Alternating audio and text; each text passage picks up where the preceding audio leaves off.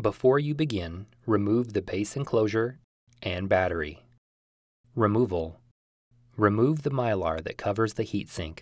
Note, the heatsink has either 4 or 6 screws securing it to the motherboard.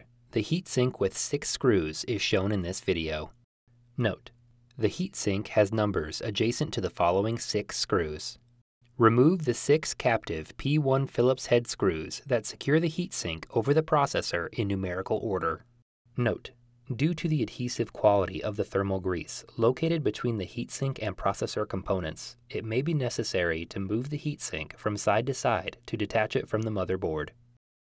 Remove the heatsink from the motherboard.